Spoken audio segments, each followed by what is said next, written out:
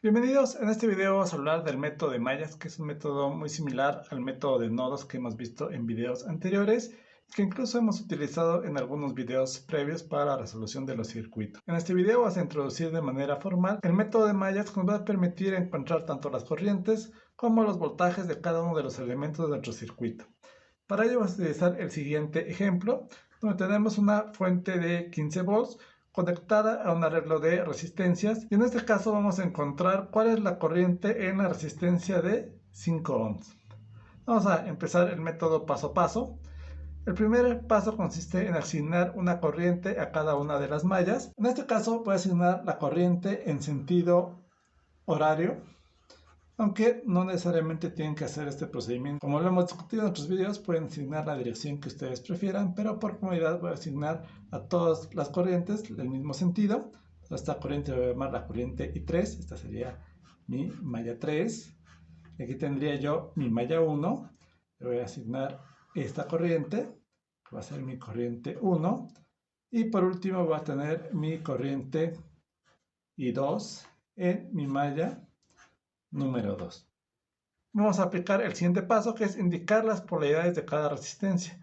En este paso voy a utilizar la siguiente regla, que me va a decir que voy a asignar un signo positivo a la primera terminal que vea cada una de las corrientes en las mallas. En el caso de la malla 3, le asignaría un signo positivo a esta terminal de la resistencia de 10 ohms. De igual forma, le asignaría un signo positivo a la terminal derecha de la resistencia de 5 ohms y en este punto a la terminal derecha de mi resistencia de 8 ohms. Vamos a ver qué pasa en la malla número 1, es en el signo positivo. Como ven, está en el extremo opuesto, ya que la corriente en la resistencia de 8 ohms va a ser una combinación de la corriente I3 con la corriente I1. En este caso tendría el signo positivo de este lado. Y por último, en la malla 2, pondría mi signo positivo con respecto a la corriente I2. En el lado izquierdo resisten 5 ohms, en la parte superior de mi resistencia de 2 ohms y en la parte inferior de mi resistencia de 3 ohms. El siguiente paso consiste en aplicar la ley de voltajes de Kirchhoff en cada una de las mallas. Vamos a hacer este paso en la siguiente página. Voy a empezar con mi malla número 1.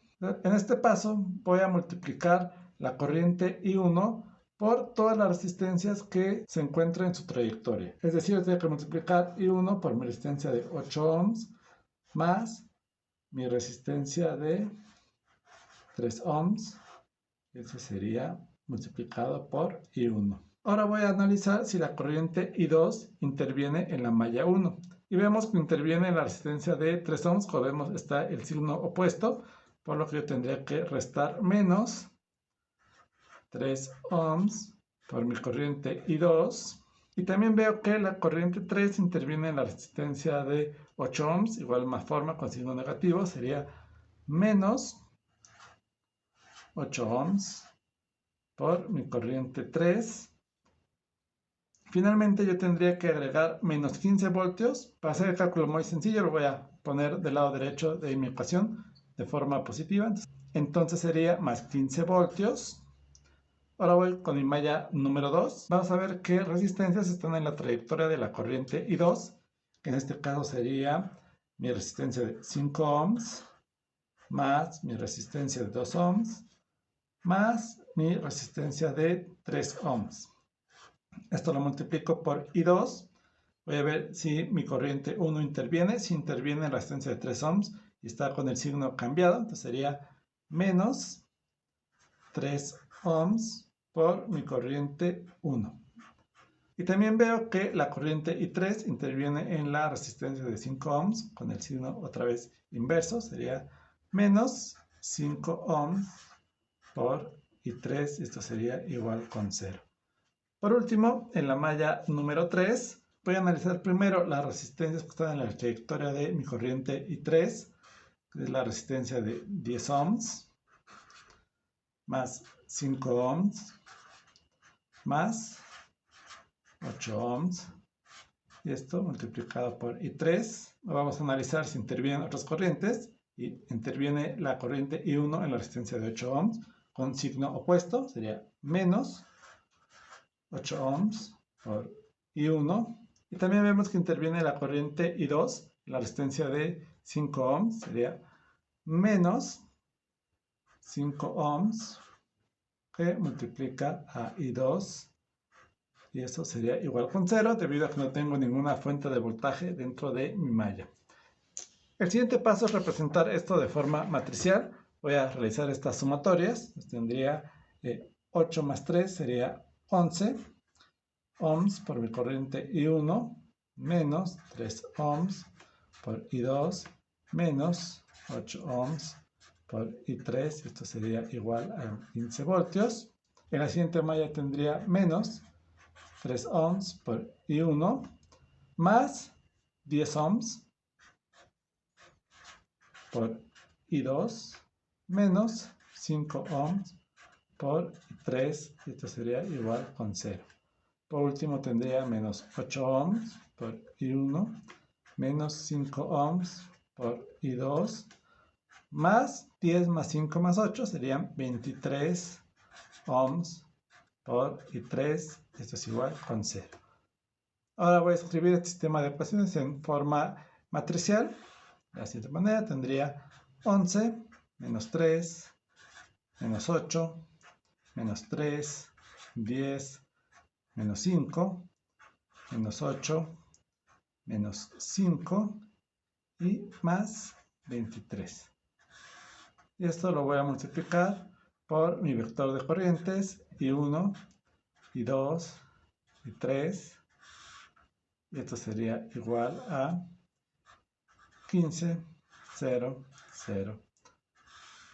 De tal forma que esto lo puedo resolver fácilmente a través del método de determinantes. Y en este ejercicio únicamente requerimos conocer cuál es la corriente I2 e I3, que son las corrientes que alimentan a mi resistencia de 5 ohms. En este caso voy a suponer una dirección arbitraria de corriente. En caso de que mi suposición sea incorrecta, voy a obtener un signo negativo al final. De tal manera que voy a ver que mi corriente en mi resistencia de 5 ohms va a ser igual a I3, porque van en el mismo sentido, menos I2, que va en el sentido opuesto. Entonces tendremos que encontrar cuál es el valor de la corriente en 3 y en 2. Vamos a hacer ese procedimiento a través del método de determinantes de la siguiente manera. Voy a decir que mi corriente 2 va a ser igual al determinante de mi matriz de coeficientes, que es 11 menos 3 menos 8 menos 3 10 menos 5 menos 8 menos 5 y 23. Eso sería en el caso del denominador. Tendría que sacar el determinante de esta matriz. En el numerador, si yo quiero encontrar la corriente 2, tendría que sustituir mi vector de voltajes en la segunda columna. De la siguiente manera, tendría que calcular el determinante de la primera columna no cambia, es 11 menos 3 y 8. La siguiente columna sí va a cambiar, es mi columna de voltajes, 15, 0 y 0. Y mi tercera columna no va a cambiar, sería menos 8, menos 5 y 23. Esto sería para mi corriente 2. Para mi corriente 3 va a ser un procedimiento muy similar. Voy a tener mi corriente 3. El denominador no va a cambiar. Le puedo llamar este determinante simplemente A. Entonces este va a ser el mismo para todas las corrientes. Y en el numerador yo tendría que escribir mi matriz de coeficientes reemplazando mi columna de voltajes en la tercera columna. Entonces tendría 11 menos 3 y 15 menos 3, 10 y 0. Y por último tendría 8 menos 5 y 0. Vamos a calcular primero cuál es el valor de A. Para obtener A, lo tengo que hacer de la siguiente manera. A va a ser igual, para calcular el determinante de una matriz de 3 por 3, tengo que ignorar mi primera columna y mi primer renglón y sacar el determinante de la submatriz. Entonces tendría que multiplicar 11, que va a multiplicar a 10 por 23, menos 5 por menos 5. Posteriormente, por regla de los determinantes, tendría que sacar el negativo de este término, sería menos 3, y multiplicarlo por la por el determinante de la submatriz que resulta de ignorar la segunda columna y el primer renglón, que en este caso es menos 3, 23, menos 5, menos 8. Por último, yo tendría que multiplicar 8 por esta submatriz de menos 3 por menos 5, menos 10 menos 8. Sería menos 3 por menos 5, menos 10 menos 8. Vamos a realizar estas operaciones. Tendría que simplemente que es 11, que va a multiplicar a 230. Tenemos menos con menos da más, tenemos un signo negativo, sería menos 25. Lo tendría menos con menos, tendría un signo positivo, sería 3. 3 por 23 sería menos 69. Sería menos con menos da más, tenemos un signo negativo, sería menos 40. Y por último tendría 8, que va a multiplicar a 15 más 80. De tal forma que tendría que 11, que va a multiplicar a 205, más 3, que va a multiplicar a menos 109, más 8, que va a multiplicar a 95. Noten que hay un signo incorrecto, este debe ser signo negativo, porque corresponde a este término. Este va a ser menos 8 y menos 8.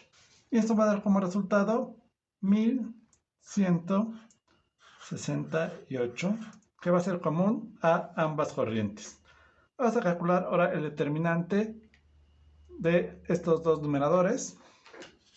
Entonces, en el caso de mi corriente I2, este determinante, vamos a llamarle B. B va a ser igual a 15. Vean que el primer subdeterminante sería igual con 0. Es decir, si omitimos este renglón de esta columna, tendríamos el resultado 0.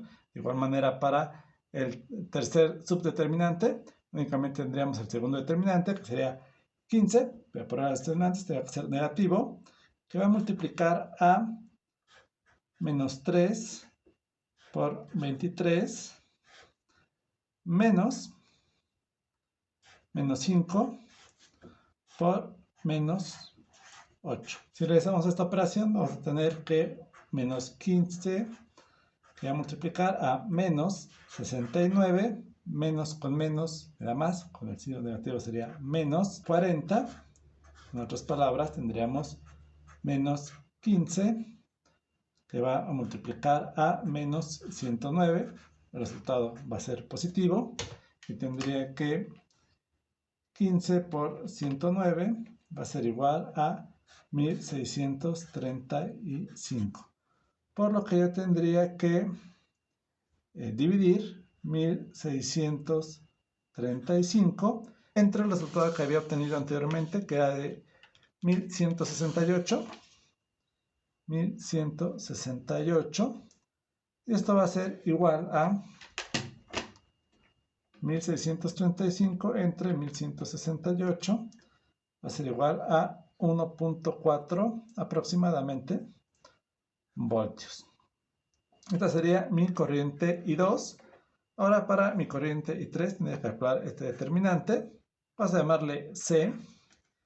Vamos a calcular C. Se tendría que calcular de la siguiente manera. Tendría que C va a ser igual.